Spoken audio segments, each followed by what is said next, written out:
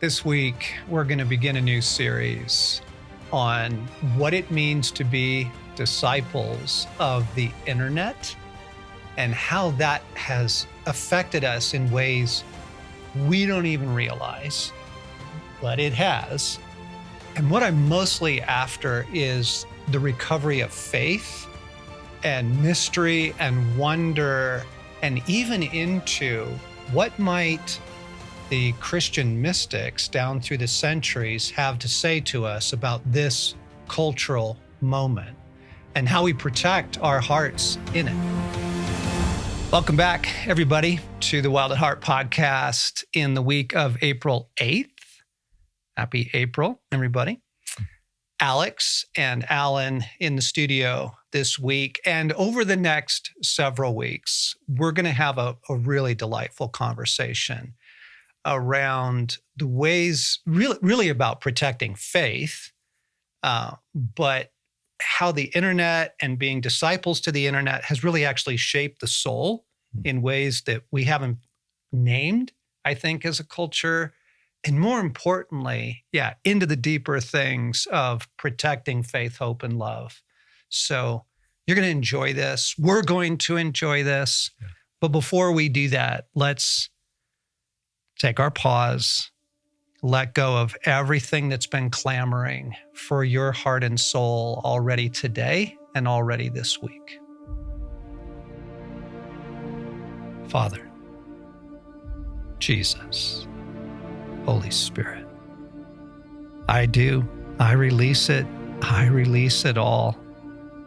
I give everyone and everything to you. Everyone. Everything, to get out of the madness and to get out of everything that's already got me spinning. Help me to release it now. Just take a moment, friends. Name it, release it, give it all to God.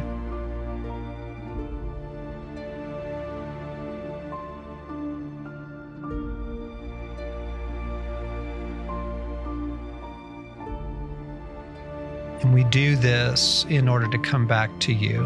And so I pray that your life and your breath would fill me today, God, and that you would meet me here in this podcast. Recenter my life in you and out of the madness. Amen.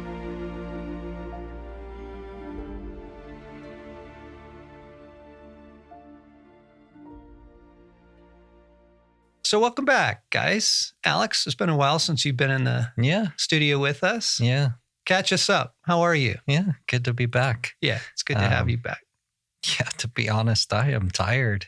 Oh, yeah. We had a beautiful event this last weekend, and I haven't had a chance to stop since we did that. And those things are amazing and beautiful, but they take some things out of you. And it does. Yeah. So I'm a little tired and just didn't get a chance to get some downtime. I feel like a bad disciple of yours right now because you're always saying, go get some rest, go get some downtime. Yes, but I'm the one who pulled you into the studio. Yeah. So. And I would be here no matter what, because this one I'm actually really excited about. So excited to dive in to what you have for us. Yeah. So. Yeah. Good. Yeah. Good. And then after this, get some rest? No. No, Isaac actually has a track meet this afternoon. So sweet. I guess my rest will be on the track field. So he does throws. You're going to be on the bleachers? Watch him throw a discus. Okay. Yeah. Oh, really? Yeah. The discus. Oh, yeah. So fun. Oh, and he's the man. He does the whole, spins around a couple times and chucks that thing. Come on. It's pretty cool to watch. That is amazing. Yeah. Alan, how's your well-being coming in this week? It's running on fumes. So yeah, I mean, this morning is a great example. Guys, but this is not this is not good for our listeners. We're supposed to be setting an example here. Man, I'm just being real. But the last few days, I've gotten up about 5:30 to try to finish some of my tax work that we have to get into our tax accountant. And I hate it. It's the least favorite thing I do all year long. And the numbers, I was trying to crunch and find where the old data was. And there's just nothing about it that's enjoyable, but it feels stressful. And especially at 5:30 a.m., and so it's taken longer than I wanted. And it's just not a great way to begin the morning. So when we took our pause, were you able to release some of that? Some of it. Okay. Yeah, I hear you. Yeah. So we are coming off an event, a beautiful event. We did a leadership kind of a summit thing here for some folks. And yeah, I feel that. I feel the depletion. Yeah. And then last night, I was so looking forward to rest last night in the evening. And Stace reminds me, honey, remember that dinner that we're going to? Last night. Oh, yeah. I'm like, okay, babe. And then it was just one of those things of, all right, God, I think you're in this. You got to breathe some life into me. Yeah. And he always does. I do need to give credit. Yes. He always does when we ask for that. Yeah. I'm like, even as I'm pulling out of the driveway, I'm like, really? Okay, breathe some life into me. So, Well, so was the dinner enjoyable when you got there? well, they don't listen to this podcast, so I can say it's an act of love. Yeah. It's something that we do occasionally with these particular people. It's just a way of loving. Yeah. They're kind of difficult to be with, Okay. but it's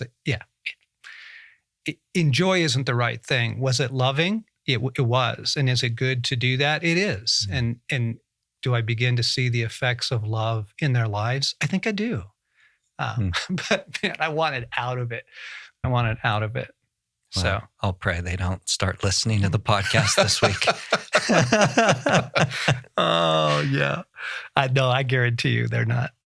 So, all right. So you guys know where we're headed. I want to bring our listeners into where we're headed because, first, a couple thoughts. One thing to our listeners, we become aware of the wash of content in the world. I mean, everyone is taking in massive amounts of content. And a lot of it from really good sources. I mean, there's just such excellent teaching and podcasts and interesting things. Yeah. History, right? And whatever your particular vibe is, you can go find really interesting stuff on it. And we fell into that trap of just keep delivering good content every week. We're trying to. And when we did the quarterly review, Alan and I were like, wow, we are moving way too fast.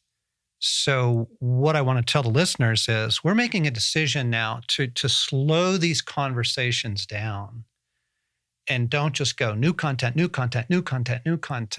every week, but rather let's linger over things so that it stays with us, for one thing, and that it gets down in us in ways that are just helpful versus just, oh, that's interesting. Click, what's next? Oh, that's interesting. Click, what's next, right? Okay. So I've been thinking a lot about faith and what a beautiful, powerful thing faith is, and yet how fragile faith also is. That it is life-saving. It can change your whole outlook. It can rescue a relationship. Faith is a very, very powerful thing, but it's also very fragile, kind of like coral reefs, beautiful ecosystems, but you can damage them pretty easily. And how do we protect faith in an hour like this? And that got me thinking about the erosive effect of being disciples of the internet. And so for our listeners, our staff has been meeting, praying, thinking about these things. And I went ahead and wrote some things out because they were on my heart. And I want to read a little bit of what I wrote and in order to open up the conversation here, okay? So here's what I was thinking about. I marvel at how something as powerful as faith could be at the same time so fragile, so easily shaken. And I think a lot of people really are struggling with their faith in different ways these days. But then I realized, I suppose love is like that too, that it can be undercut with a single devastating sentence from someone that you love and trusted. It's like, ooh, and suddenly love is really, really damaged or even like killed. And so my concern is that our faculty of faith has been severely undercut and made very, very fragile by something most of us are unaware of.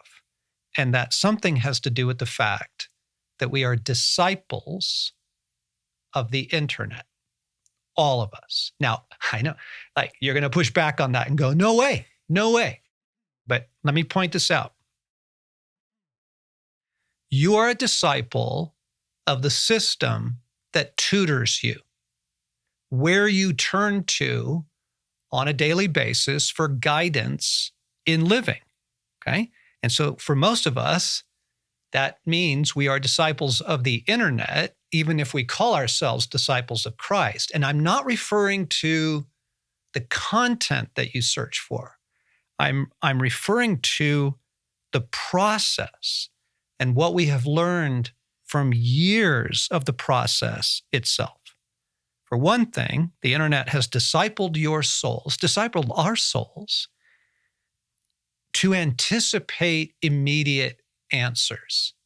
I mean, gang, we are just used to get online, get on your phone, and look something up, and you get 3 million answers in 0.003 seconds, right? And there's no waiting.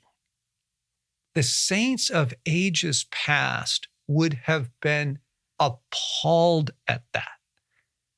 For when you turn to inquire of God now, and you're not answered in the same speed that the internet answers you, or the same clarity, you feel that either he isn't listening, or that you're not spiritual enough, or that somehow that kind of prayer doesn't work, right? You believe the two of you are distant from one another because your soul has been programmed for immediate responses. Now, I think there's a lot of other things that we're going to unpack as well, but just that's kind of the introductory thought. I think faith is fragile. I think it's something that needs to be protected. I think that we are all disciples of the internet, and it's begun to have this effect on us. Actually, it's had a massive effect already on us, not begun. Right. Like years of being in that process. Yeah. React to that. John, the first time you shared this, and I think you started it similarly of, faith is fragile, and I want to name that you're a disciple of the internet. And just that immediate statement, I was like, I'm not a disciple of the internet. I'm a disciple of Jesus. What are you talking about? Totally. But then as you got into the idea of how it has shaped us, not, like you said, not the content. It's right. not that the internet informs me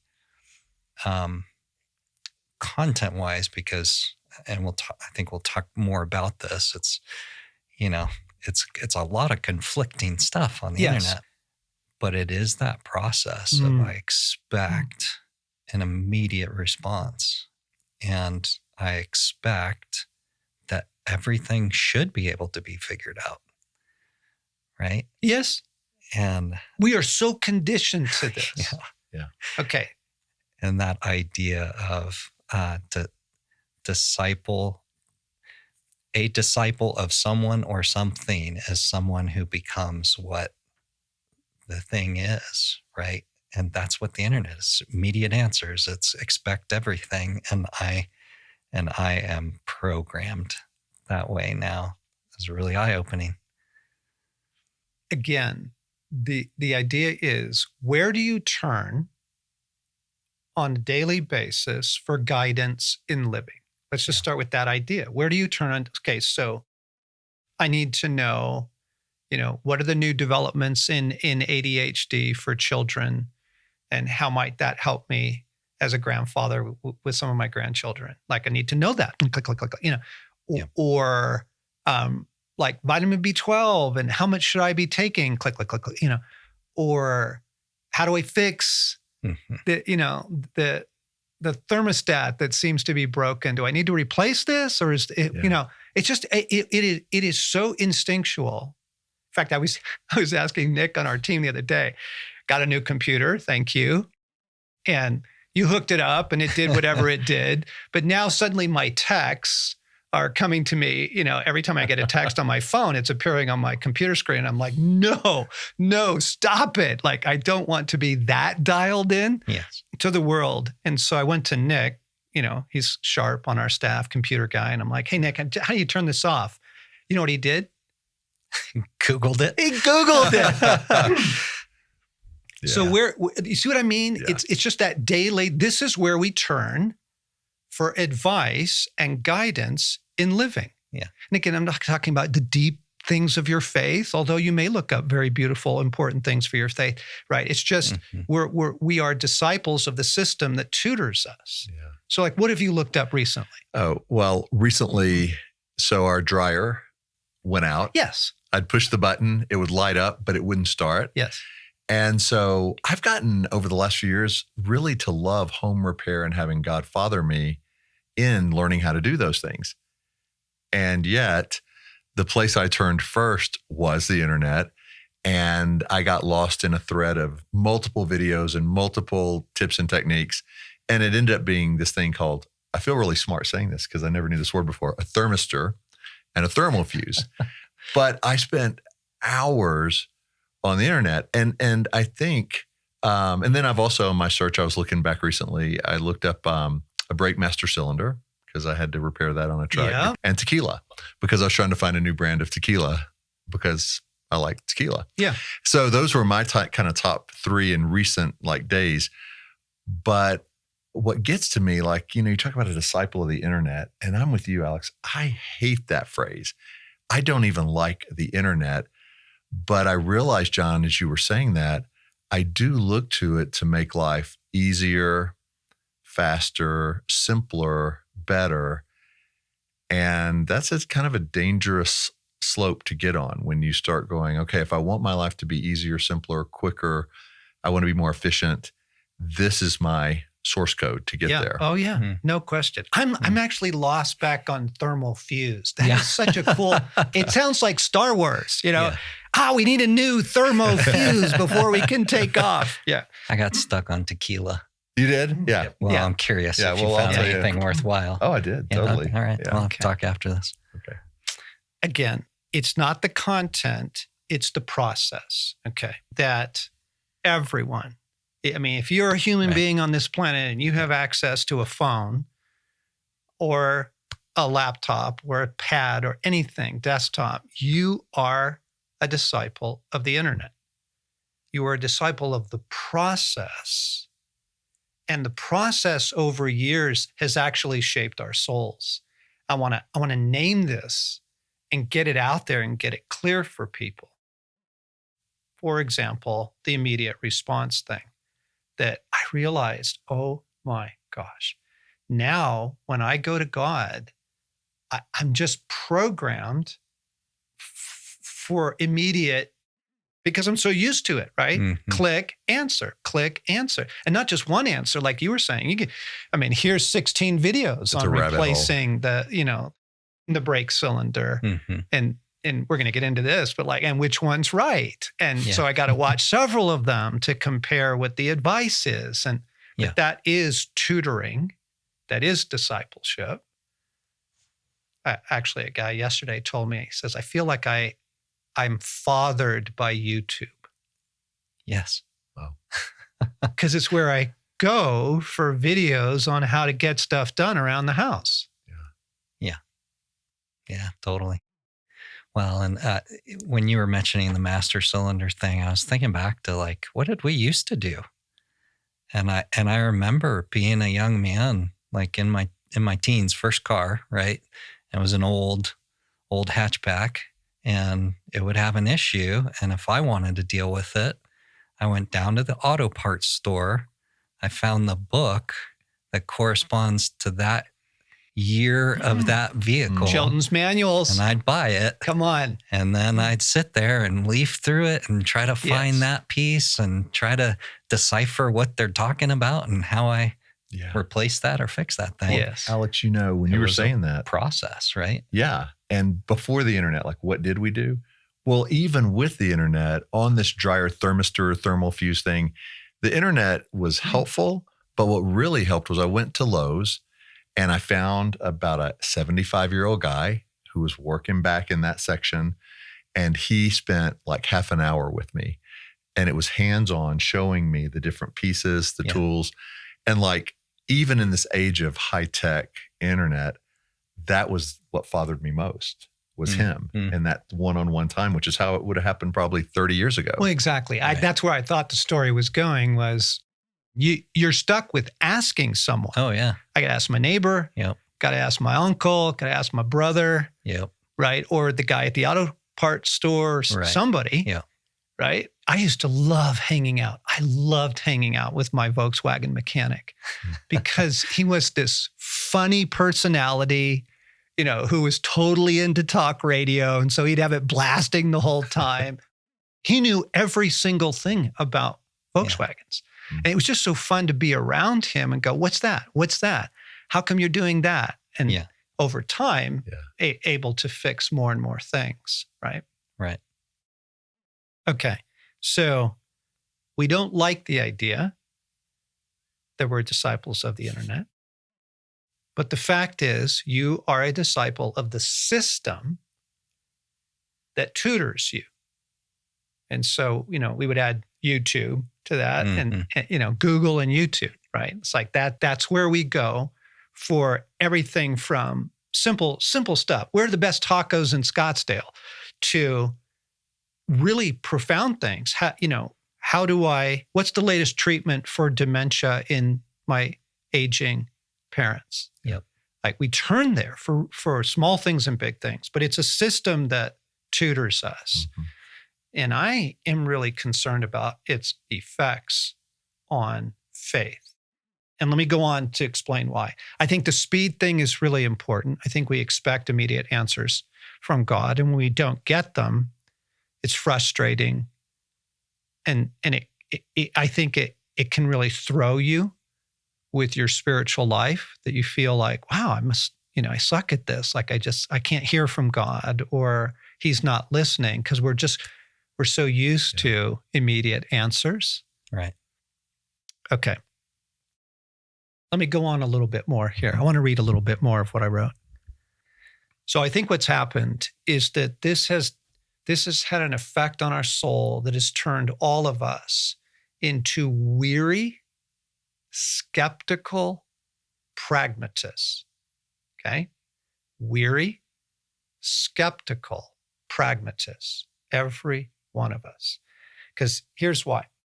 To live just about anywhere on the planet at this time is to have access to the entire base of human knowledge in a manner of a few clicks. And our spiritual forebears would have been aghast at that too. In fact, they would have seen it as some sort of seductive, malevolent trap for the soul. Really. You have the entire base of human knowledge available to you in a few seconds. I mean, they would have concluded that the end had come, that the end of all things had come with that sort of, access to knowledge, couple clicks away. So much information is available to us on every conceivable subject. We haven't noticed what this has done to us, like the effect on the soul, right? Because this is just our normal. Everybody's like, yeah, so? All right, these are all true examples. Someone forwards me a video featuring a leading neuroscientist, right, on the importance of vitamin B12. The message is everybody should be taking more B12 for mental health and for energy. Okay. we read a notable economist telling us that bonds are the safest place for our savings right now. You watch a TikTok video showing the correct way to exercise or how to lose weight. And the idea is, okay. Thank you. I got it.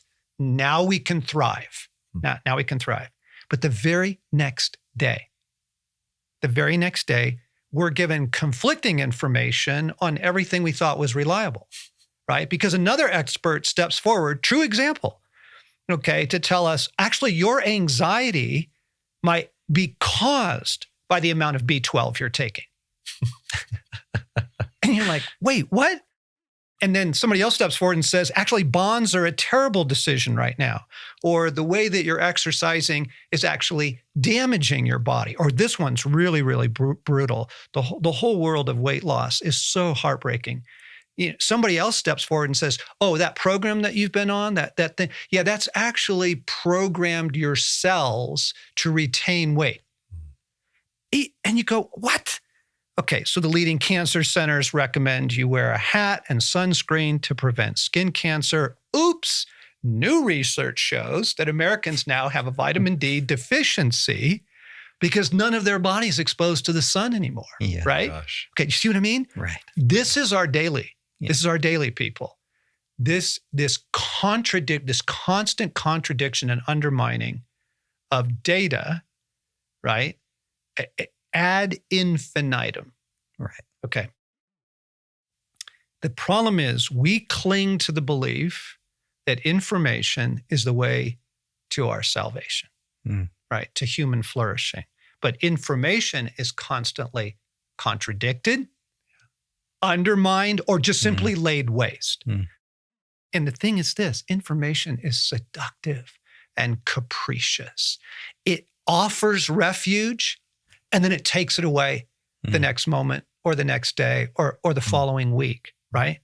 And so what has happened is this is my concern, is that life with the internet has severely eroded our confidence that we can even know what's true while accelerating the drive to get to the truth. It's like a gambling addiction, okay? We want to thrive. We want our loved ones to thrive. Well, what about dementia? What about ADHD? How often do most married couples have sex? What should I do, right? Where is the best place for my investments right now? Okay. We're convinced that in order to thrive, we have to get to the right information, the latest science, okay? But that information keeps changing. The scraps we hold today overturned by new facts tomorrow. This is what has happened. It has made us weary and skeptical pragmatists, right? It's exhausting to have this constantly undercut,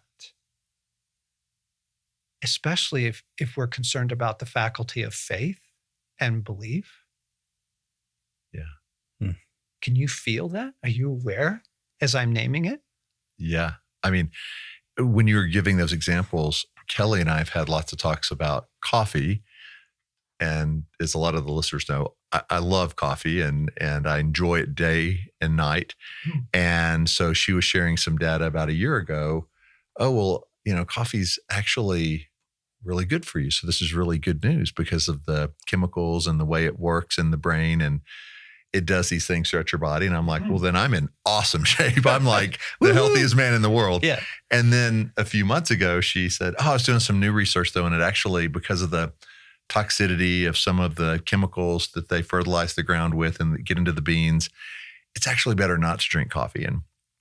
And back and forth. And, the same thing you're saying, John, like I found myself weary from the whole conversation. Yes. And just basically exhausted with, I don't know what to believe. I don't know what's right. So I'm ultimately just going to make a choice and go with it because for the rest of my life, it's going to go back and forth on that and 99% of the other things. Everything else you are looking up. Yeah, John. Confession time. So lately, I've been taking kind of the deep dive on my health, getting some testing done. I'm 47, turning 48 this year, and it just feels like it's time to make sure everything's working the way it should. Yes. And so I got test results back, and it's just pages of blood tests and all these different categories. I have no idea what they mean, but it's the age of the internet. Like, I don't have to wait for my doctor to get those results. They come right to my phone on the app. Like the lab where I got my blood test results done said, hey, download this app and we'll send you your results, as soon as they arrive. And like throughout a whole week, each day, a new set of those results would come in.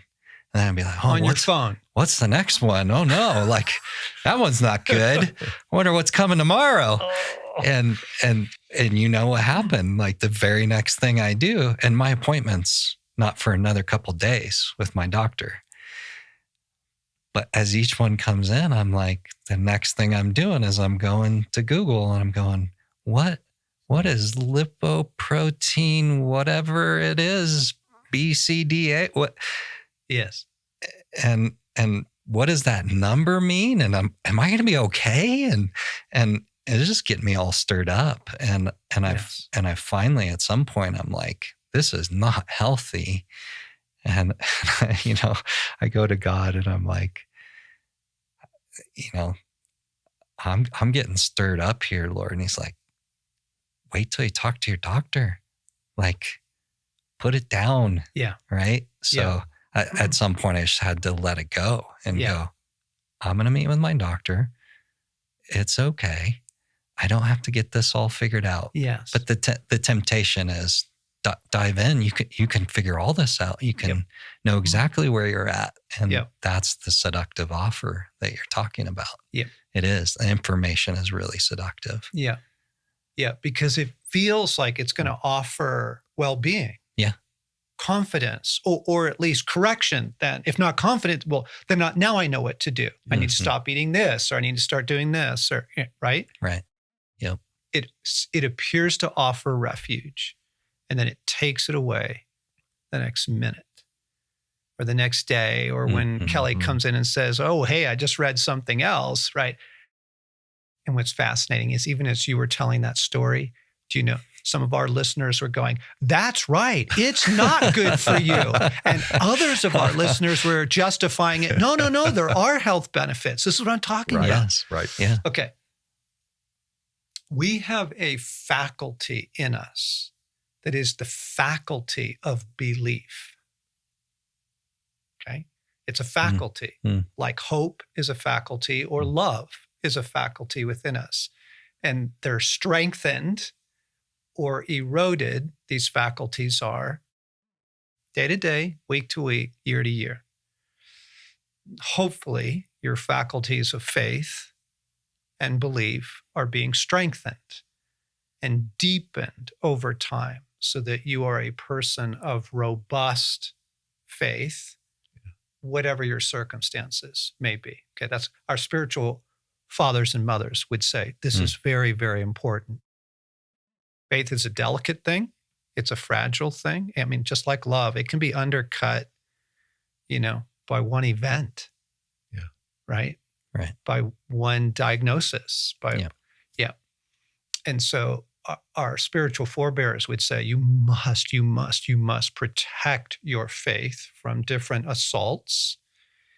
And here we are, disciples of the internet, every last one of us, disciples of the process, not the content again, okay?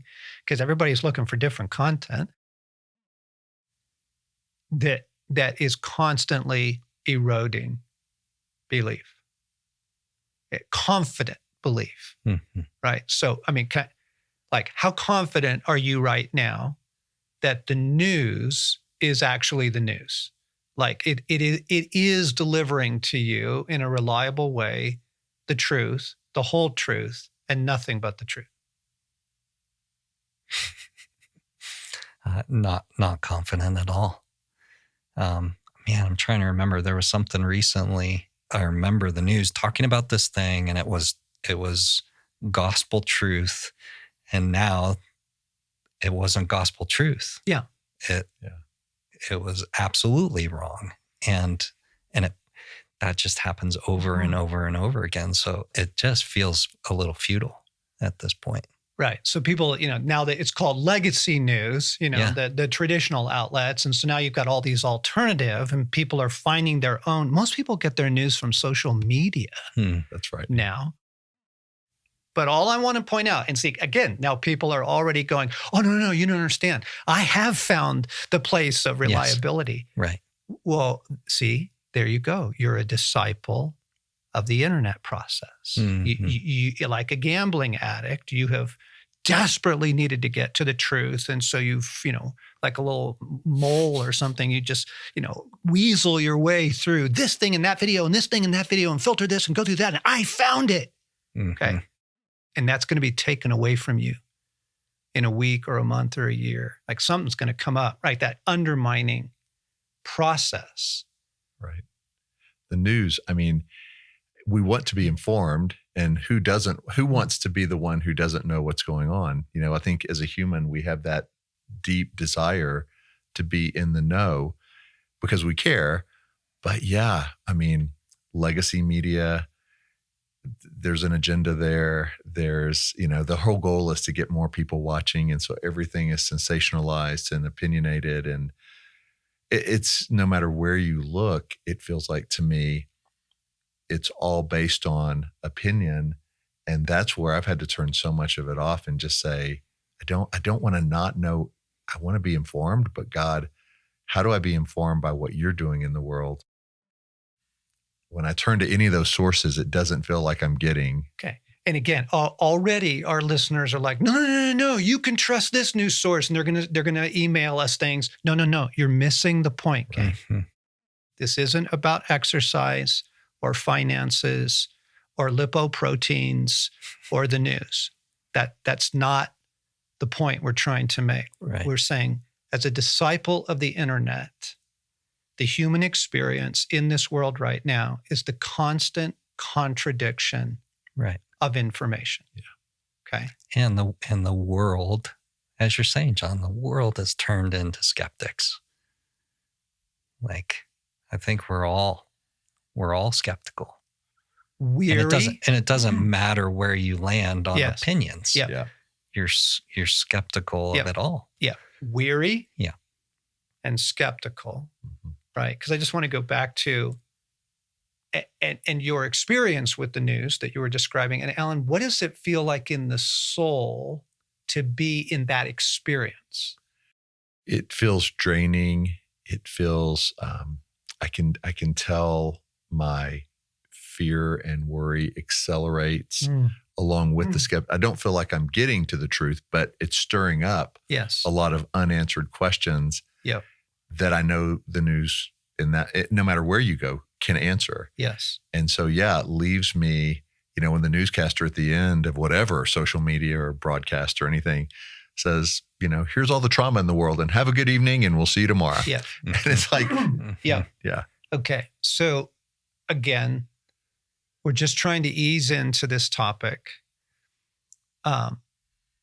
Faith and love and hope are actually all very, very powerful forces in the human heart. I mean, people accomplish unbelievable things by holding on to faith, hope, and love, right? I mean, they overturned slavery in England, and on and on the stories go, right? They fight human trafficking. They discover massive breakthroughs in medicine. It saves marriages, right? These are powerful forces.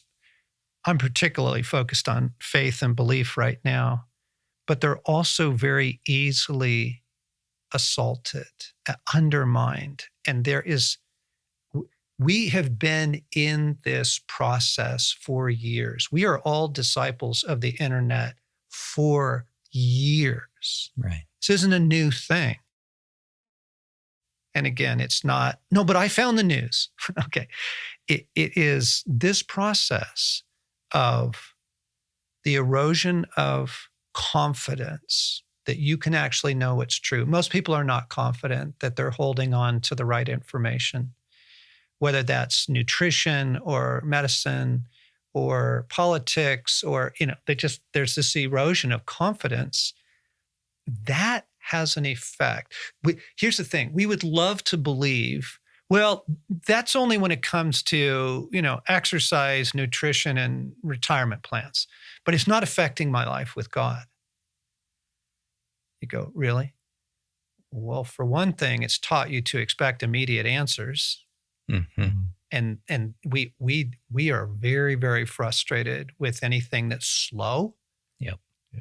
We're very frustrated with anything that's unclear. Mm. And that weary skepticism, you can't keep that bottled up. It bleeds into your life with God. I would say too, John, the one other category to add to that is we're also really uncomfortable with the dichotomies, right? And there is that in the kingdom where there can be two things that seem contradictory, but they're both true. Yeah. And I think that's as we're talking, I'm realizing that's also a part of this day and age where everything can be figured out and every answer can be had, makes us less comfortable with that, right? Free will and God's sovereignty, right? Wow, that's a big mystery. Yes. That seems contradictory. Yes. But is true. Suffering and the fact that you are still deeply loved and safe in God. Yes. How do those things even possibly go together? Yeah. Yeah. And have you guys noticed the effect of being a disciple of the internet? So I was talking to a college student recently, and they were making the pretty smart kid, young adult, and they were making the point, I don't really have to know the things in my college courses. I just have to know where to look for answers. So I don't really have to master it. I just have to know how to get quick answers. Yeah. And I found myself going, but don't you want to be? Yes. And they were like, well, in your generation, it was, you used a calculator, so you didn't really have to understand how the math worked. And you just had to punch in the numbers. I'm like, but it felt like a whole different level that the internet has taken us to say, we don't have to know very much about our faith or about much of anything. We just search and get a quick thing, and then we move on. Yeah. So I think there's a rescue from the madness. This isn't a podcast series about technology. It's not. It's not a podcast series about the internet. It's not a series about where you go for, or the right news source, okay? Or how much vitamin B12 you should be taking. That's not the point, gang. The point is we have all been profoundly affected in the soul by being disciples of an internet age and of the process, of quick answers, immediate answers. I want to come back to just that one thought that if you would have said to, Martin Luther, Julian of Norwich, Brother Lawrence, St. John of the Cross, if you go further back, if you would have said to Augustine or St. Anthony, if you would have said to Paul, hey, guess what? I have actually discovered the entire base of human knowledge, and it's available to you in 3 clicks. They would literally say, you have discovered Satan, like evil, the Antichrist, the end of the age, something. Like they would look at that and go, oh my God, that's horrifying. I don't want to rush past that and just let people sit with that and go, your spiritual forebears, mothers and fathers of the faith, would look at this current situation as something horrible to the human soul, erosive to faith and confidence in God, seductive, manipulative. John, can you put more words to why? Why would they? What was it about that period of time and about their understanding of the kingdom and life that would have thrown red flags in their face, where we're like the frog in the hot? Yeah, frog in the kettle. All right, we're going to let people linger with this, but I'll give a little bit of hope towards next week. So we take the mystery thing you were just naming, Alex. The internet has not only taught us that there needs to be no mystery. You can get to the bare facts of anything if you look hard enough, and you need to in order to thrive. That's the danger. That's the seduction. That's the poison. In order to thrive, you have to. Okay. It's going to be overturned tomorrow, but you got it. You have to. They would have looked at the erosion. And it's not just that you don't have to have mystery. If there is mystery, we're immediately suspicious because there must be a scandal behind it. Somebody's hiding something. That's what our souls have been discipled into. You take mystery away from the kingdom of God. You take mystery away from God. You strip it of all power and wonder and beauty. They would have said mystery is essential to your walk with God. You are not meant to be omniscient.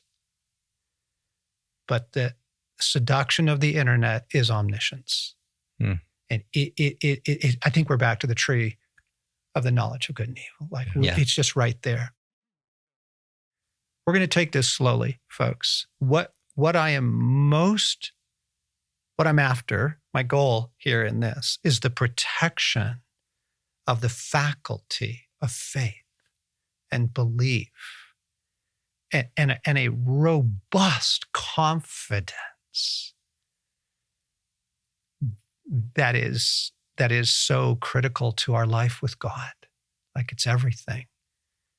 Scripture says that your faith is more precious than all of the wealth you could possibly accumulate. And it is being undermined, has been almost thoroughly and completely eroded in ways that we just weren't even aware of. So we are disciples of the internet. It has profoundly affected our souls. There is a way out. There is a beautiful way out. And we'll get to that as we work through this series together.